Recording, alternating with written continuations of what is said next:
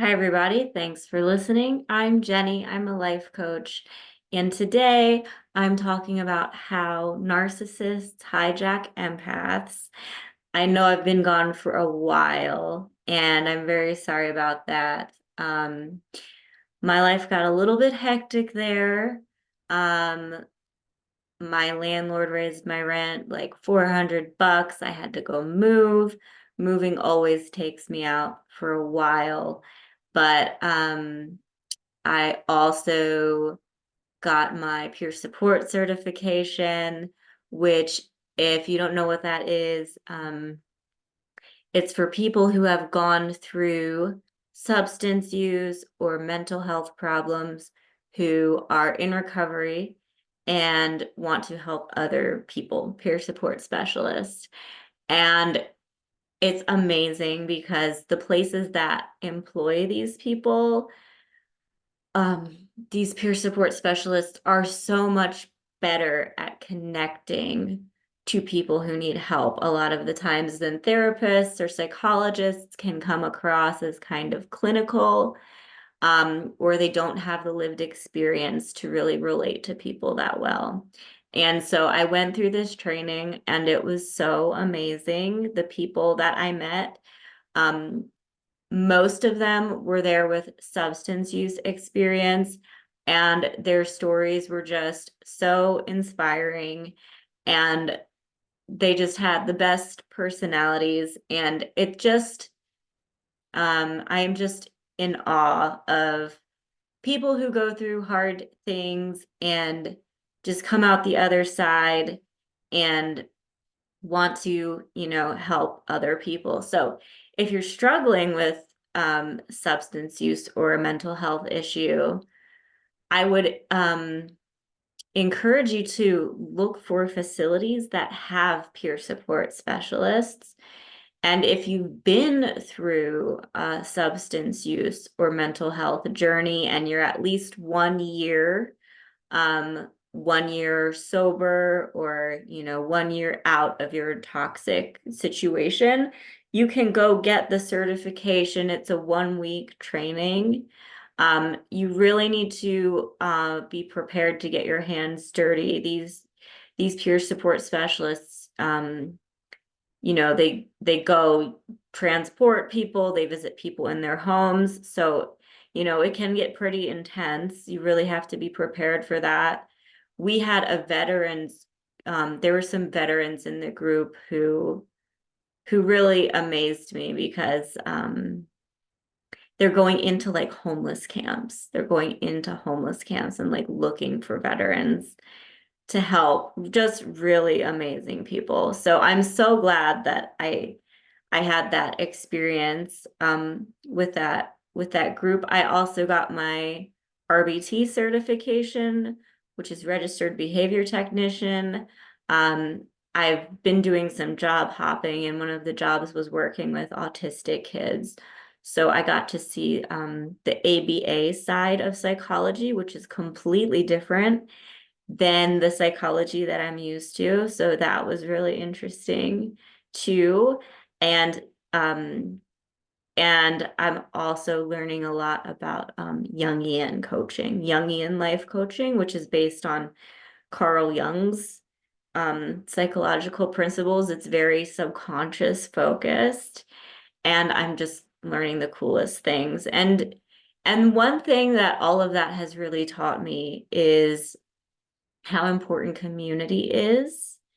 Um, as an introvert, I like to spend a lot of time alone, but finding group learning activities has been really a great way to foster community. So if you're a lonely empath out there and you want to do something about that, learning in these healing type of groups has been really, really amazing. So I am planning on launching some courses coming up.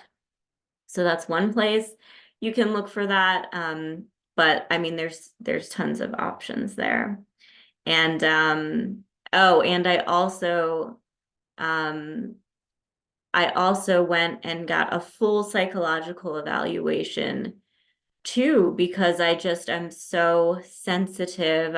I'm just so sensitive to things, and I've learned about autism um, and ADHD, and I'm just like, some of this sounds like me, some of it doesn't, I don't know.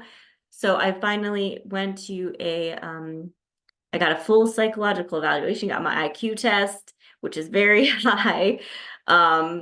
But yeah, like the full spectrum of tests. I was there like all day. And so now I have my diagnosis, which is PTSD.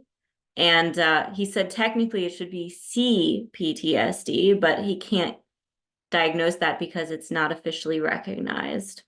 So there's a lot of interesting information about CPTSD, how it differs from PTSD. But basically, PTSD happens when you have kind of like um, one traumatizing event, or like a few traumatizing events, and CPTSD is usually, it can be less obviously traumatizing events, but a lot of them over a long period of time. They can also still be highly traumatizing events, but for a lot of people, it's not obvious, not obvious trauma until you look at it closer, until you look at it deeper. But what makes it complex, that's what the C is lots of little events over a long period of time. Lots of little or big events over a long period of time.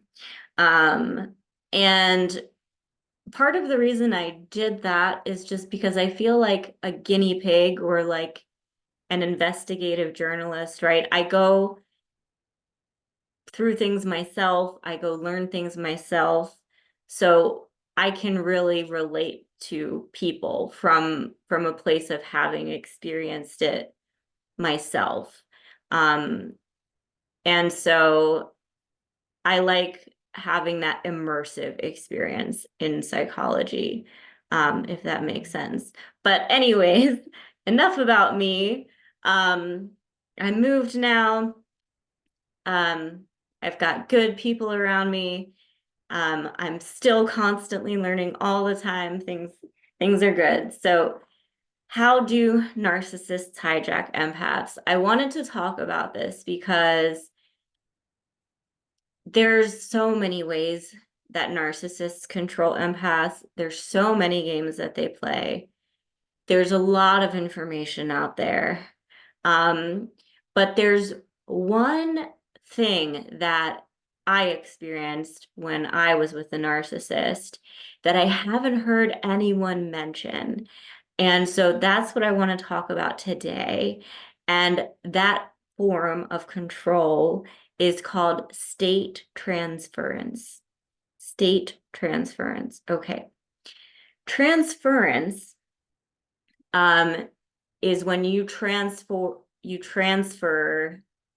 your stuff or yourself or your state. That's what state transference means. You're transferring your emotional state onto someone else. It can also happen, a form of transference is when someone is replaying their trauma, like on you or in front of you. And this is something I experienced too, where he would be abusing me, but I felt like I was just watching him replay his trauma. And it was heartbreaking to me to witness it. I wasn't sad for myself. I was sad that he had gone through this thing, that it felt like he was now replaying on me. And the problem with transference is that it is so heartbreaking, and empaths see so deeply. A lot of the times we know that this is a past wound that they're showing us. but that can keep us trapped in these relationships, because the problem is the narcissist doesn't care that it's happening. The narcissist doesn't care that they're replaying their trauma on you. They're not really, probably not even aware that they are doing that, but even if they were, they don't care. They don't care that they're doing that to us. But state transference is a more calculated, intentional form of transference. So here's how it works: is the person in power, so the narcissist in this case, shifts their emotional state to match their target, to match their victim. So if you're sad, they will shift their emotional state to be sad with you. And the crazy thing is they'll even do this with their body language, which I, looking back, I experienced. I know other people who have experienced this too, where they even mirror your body movements. Like if you're looking around, looking out the car window, they start looking around, looking out the car window. If I go to take a bite of food, they're coming to take a bite of food at the same time. It's kind of hard to catch if you're not looking for it. But once you see it, it's really kind of creepy. And so they shift their emotional state to match their target. Why do they do this? Because it allows them to hook into us at a deep subconscious level. When they're matching our state, it's like they're hijacking us, like they're hijacking a car. Because once they're hooked into us, then they can change their state and we follow. Then they can drive the car off the road and we follow. So if they want to get you angry and you're really sad, they'll go into sadness first, match your state, then that gets the hook into you, and then they'll start escalating. Then they'll start getting angry. They're trying to drive you to angry. Then they can play the victim, or, you know, whatever they're trying to do there. But the reason, why do they do this? Why do they want to hook into us and make us angry? I mean, one reason is because they want to play the victim. But with narcissists are kind of parasitic and they feed on strong emotions. I'm going to take a detour here into animal behavior, because operant conditioning is something that's used in animal training a lot. And there's some concepts in operant conditioning that I want to use here. So operant conditioning is used in animal training, where you're using rewards and punishments to get an animal to behave in a certain way. And so punishment is anything that's used to decrease a behavior. And reinforcement is anything that's used to increase a behavior. And so when I use positive and negative in this sense, positive and negative don't mean good and bad. Positive just means you're adding something, and negative means you're taking something away. Okay, so let me try to explain a little more deeply. So operant conditioning, punishment decreases a behavior. So positive punishment means you're adding something bad to decrease a behavior. Negative punishment means you're taking away something good to decrease a behavior. And then reinforcement increases a behavior. So positive reinforcement means you're adding something good to increase a behavior. And negative reinforcement means you're taking away something good to increase. I'm sorry, negative reinforcement is taking away something bad to increase behavior.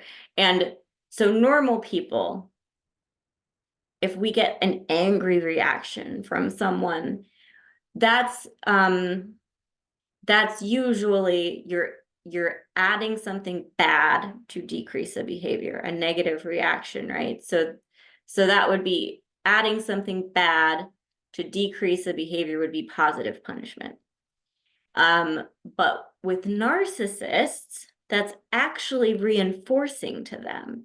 If you're adding anger, that's reinforcing to them. So they don't work like normal people. It makes them feel powerful that they can get those big emotional reactions out of you. It makes them feel important, because if they weren't important, you wouldn't care, right? So big negative reactions to normal people are a bad thing. To narcissists, they're a good thing. That feeds them. Okay. One of the reasons I think that it is so easy for them to hijack us is because a lot of empaths have trauma, and trauma can kind of cause our personalities to kind of split into these fragments. And we're usually using the personality fragment that is always in control, that's kind of like managing everyone else, taking care of everyone else. Managers, we're usually driving with our manager personality fragment. And those managers are tired, okay, that we're burnt out. That makes us really burnt out and tired. And so when someone's trying to take control over us, it's almost like there's a part of us that's like, finally, someone else will drive this car, because I'm so tired of driving and worrying and taking care of everyone else. And it's like a burnt out parent, and there's this babysitter at the door, like, hey, let me take your kids off your hands for a little while. And it's like, yes, thank you. Okay. Just take them. So that's kind of on a subconscious level what happens. We're not letting ourselves be hedonistic and play, and we're not indulging those other parts of ourselves. We're managing ourselves. We're nitpicking ourselves. We're managing ourselves. We're caring for everyone else. And so there's a part of us that's just exhausted and wants to give up that control.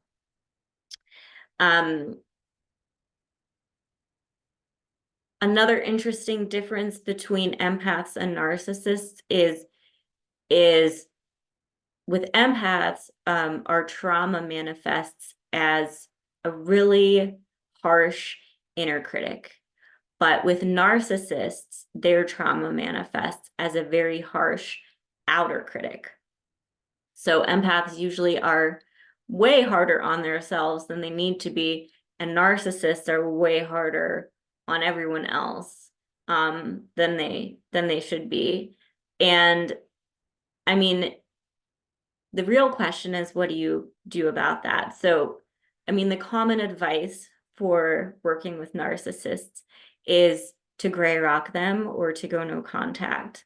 But one of the things that I love is finding the things that people aren't saying and the things people aren't talking about.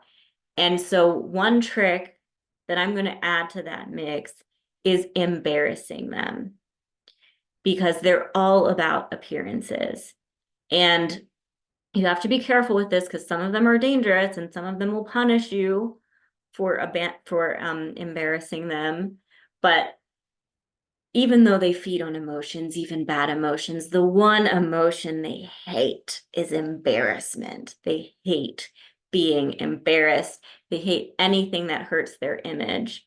And so if you embarrass them in front of people, then they'll decide they want nothing to do with you, right? When you try to leave a narcissist, it can be really hard if they're not done with you.